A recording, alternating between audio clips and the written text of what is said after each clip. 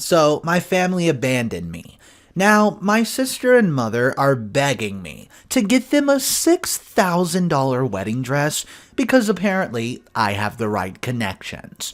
Yeah, sounds crazy. That's because it is. Let's hop right into it. I am the executive assistant to the CEO of a pretty big fashion brand, which basically means I'm the boss's beep, and I do whatever she asks.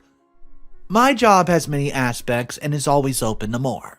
It's getting tiring sometimes, but there are perks to my job. I get free clothes a lot, mainly for when I go to big events with my boss. It wouldn't look very good if I was wearing another designer.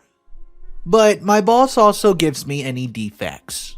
Clothing that came out wrong or is imperfect or not up to my boss's standards. Now, this for some reason makes people think that I'm stuck up. I swear I'm not. I really appreciate that my boss does this, as there was a time when I had very little and could not afford to buy food, no matter clothing, cheap or expensive. Anyways, one day my boss mentions that one of the wedding dresses she has is a defect and the train's shorter than it's supposed to be. She asked if I knew anyone who could use one, which I did not. My best friend of 5 years has gotten engaged a few months before. My boss gave it to me and, well, I gave it to my friend. This friend has been there for me since I was 20. She took me in and helped me find a path out of a very dark situation. I love her more than anything in the world. Here's where things get messy.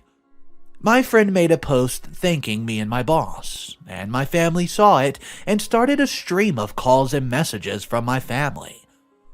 I do not have a good relationship with my family. My parents kicked me out when I was 16, after I came out to them. My sister wasn't much better than my parents. We actually never get along, even before I was kicked out. She's a very entitled person who is very selfish. I struggled for a long time after that. I lived with my aunt until I was 18, which wasn't easy as we had little money. I ended up going to design school and getting an internship, and then a job at my current company.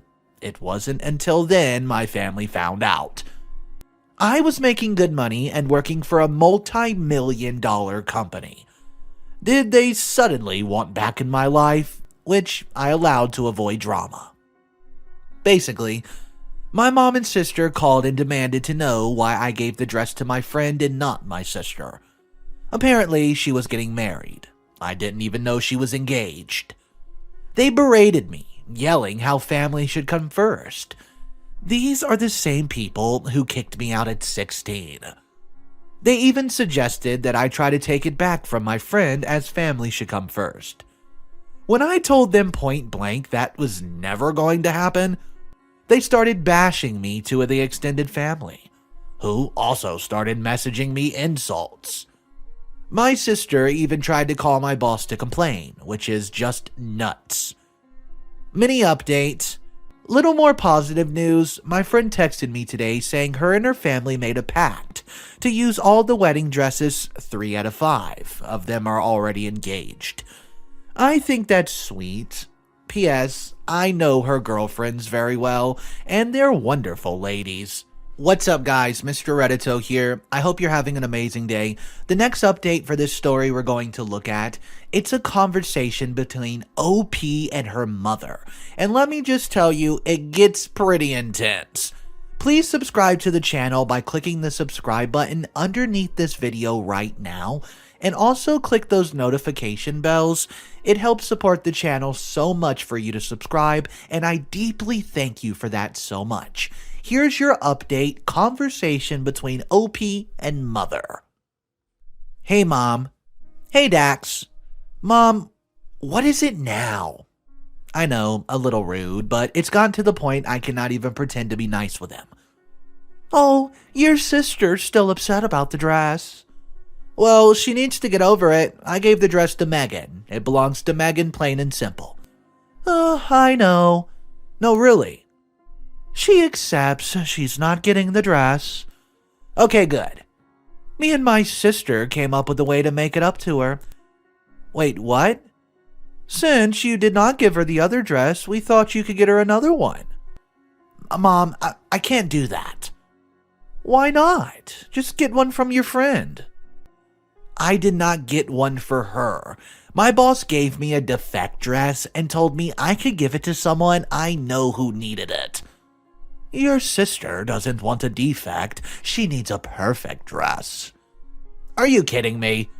No. She says she wants the one posted on Instagram the other day. Mom, that dress is $12,000. Oh, that's perfect. Seriously, you expect me to give you guys a $12,000 dress? Are you on drugs, Mom? You do not speak to your mother that way. You're ridiculous.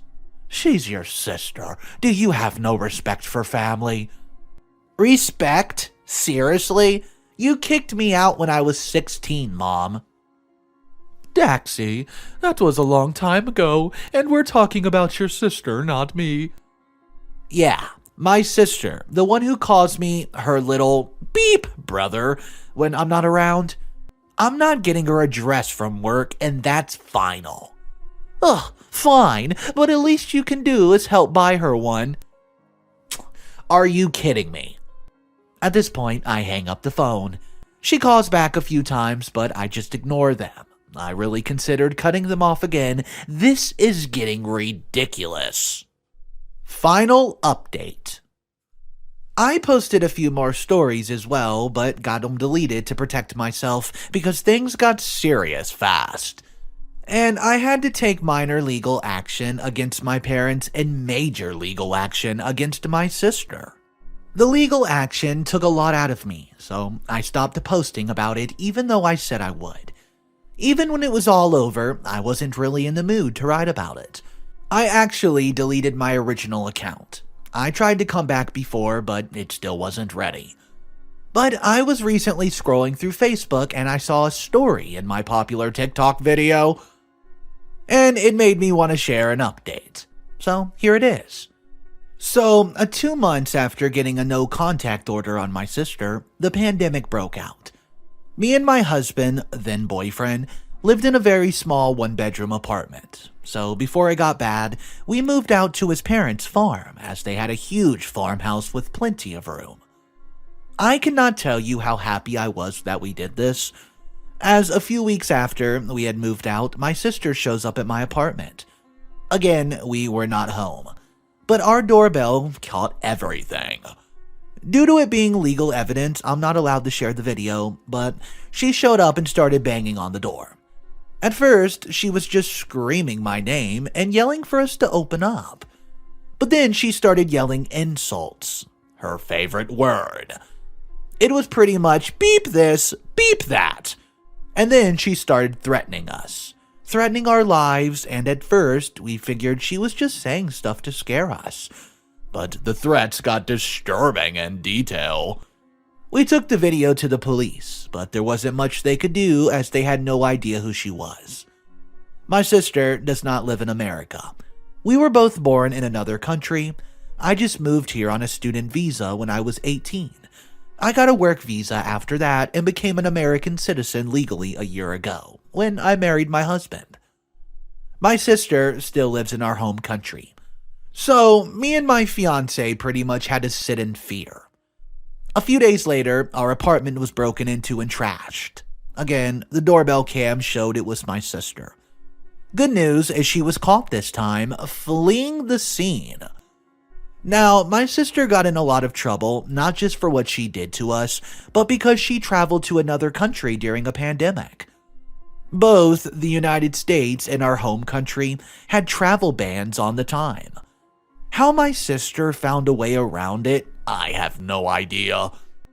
My sister spent a month here in the States as they decided what to do with her, but they ultimately decided to send her home to be dealt with there. Which sadly means I have no clue what charges are. I have not gotten any messages from my parents or my sister, likely because they don't want to be personally mixing the pot. My sister's facing some seriously big charges back home, I hear, but I have gotten a lot of hate from other family members, telling me it's my fault for what happened to my sister. So, yeah, there you go. Not really too exciting, but I felt the needed to update. So, I saw an interesting comment. I'm gonna read it and then we'll talk about it. Let me know what you think about this theory. So, the sister who doesn't have money for a dress, or maybe she does and doesn't want to spend it, decides to travel to the US from a foreign country to harass her brother and break into his apartment, and then police catch her and deport her in the middle of a pandemic. I think this comment's trying to say this story was fake. Let me know your thoughts about it. Do you think this story was facts, fictions, or just hoopla? Drop your thoughts down below, guys. Thank you so much for tuning into that story. And now we're going to look at story number 2. The title is, My college says if I miss classes to testify as my assault trial, they'll drop me from my classes. Alright, let's hop right into it. I was sexually assaulted while home over break, not by another university student, and the trial of my attacker starts in 2 weeks. I am a university student about 5 hours driving distance from my hometown, where the assault occurred, and I'll need to travel there to testify at the trial. I'd spoken to my advisor and all my professors, notifying them of the days that I'd be out, and everyone was understanding, giving me time and taking home versions of any test or work that I'd be missing. Unfortunately, one of those days I'll likely need to be out coincides with midterms. So, my professor was required to get approval from the academic dean and the dean of the college to issue a take-home midterm. His request for the take-home midterm was denied, and when it came to the attention of these deans, they contacted all my professors and informed me if I missed that many classes, it would be approximately 2 of each class, maybe 3, depending on some court scheduling, and 4 of another class, but it meets every day of the week. My professors were comfortable marking these as reported absences, which basically means there was a justification like a doctor's note or other official documentation. I showed the deans that I was in fact being called to testify by the defense, so it wasn't even really like I had a choice. I figured that would be enough documentation. The dean said that personal non-medical conflicts could not be counted as reported absences and would be treated as unreported ones. So, treated as the same thing as if I just slept through class.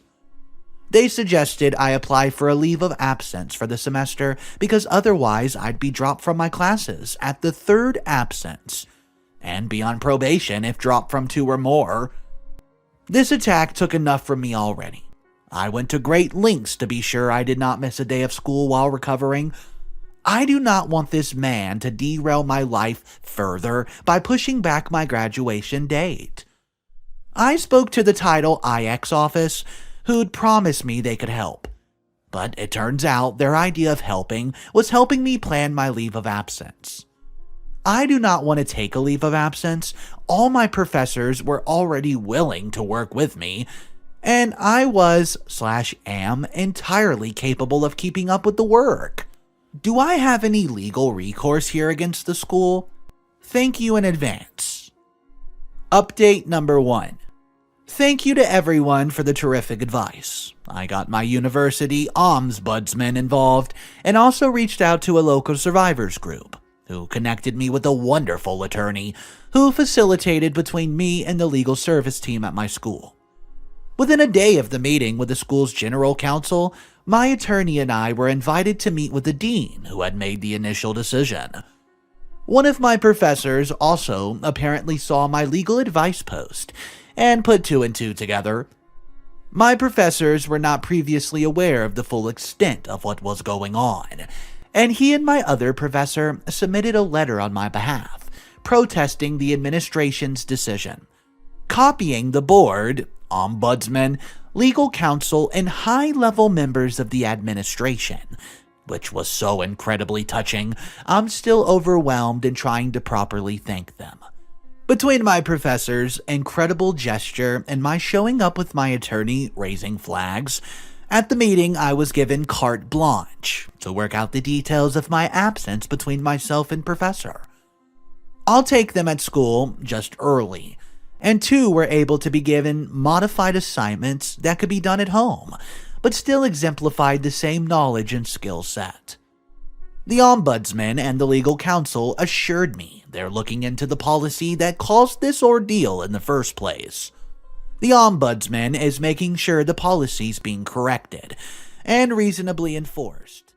I'm going to guess the school in-house counselor had a mini heart attack when he or she found out exactly what the dean said. That guy was way out of line. OP's going to a court trial for literally sexual assault, and he says that, well, you're going to be kicked out of your classes. What was he thinking? He should have known it was going to come back and bite him on the butt. Drop your thoughts about how you would have handled that sticky situation, and we're going to turn our attention to the final story of the day. Mother-in-law, well, she's broke, and wants to take back a gift she gave husband 7 years prior. If you're not subscribed to the channel, you know what to do, and smash that like button. Here's today's final story. We had a baby almost exactly 1 year ago. When I was about 7 months pregnant, mother-in-law was pushing my husband to buy a beach house with or for her. She had some cash but no income to qualify for a mortgage, so she needed him to go in with her. Her reasoning was that she wanted to live by the ocean, and it would be a great asset for us after she dies. Yeah, eye roll. I was heavily pregnant and told her that it was the wrong time for us.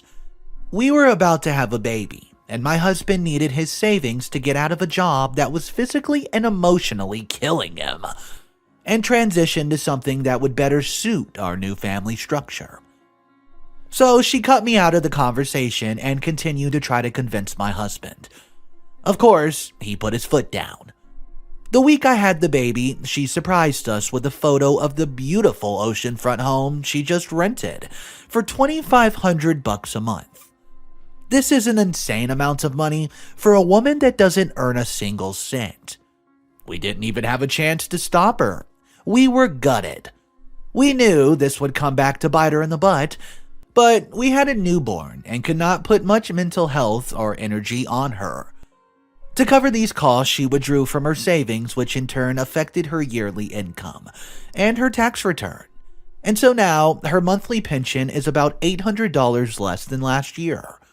She's also visiting food banks and needs money badly.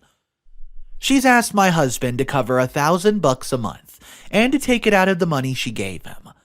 I'm beyond furious. I have no issue helping family.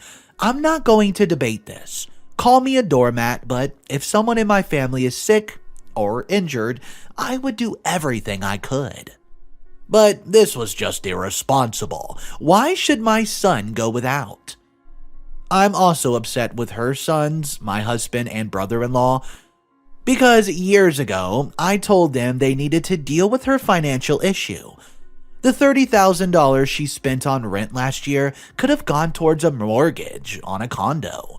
It's so stupid, it makes me furious. What's the best long-term solution for her? Should we pay back the $20,000 and just move on? More issues in the future when she blows through that. Or maybe help her get subsidized housing and get a job. I'm so tired. I'll just close out the video with this comment. Beggars can't be choosers. It's not less true today because it's a cliche. If you want to control your own finances, then be responsible. If you blow all your money through bad choices and need to have a family bail you out, then be humble. Let them help you. If she's not going to be humble and let you or someone else make the financial decisions for her, then giving her money is not helping her. By all means, help if you want, but giving her money is not helping. Guys, do you agree with that? It's better to help her with her finances and get her straight, or just keep giving her money and watching her blow it? I agree with the comment, but let me ask you your thoughts on that one. Guys, drop them down below, and that's going to be all the content for today. Thank you so much for tuning in. I hope you have an amazing day, and I will see you in the next one.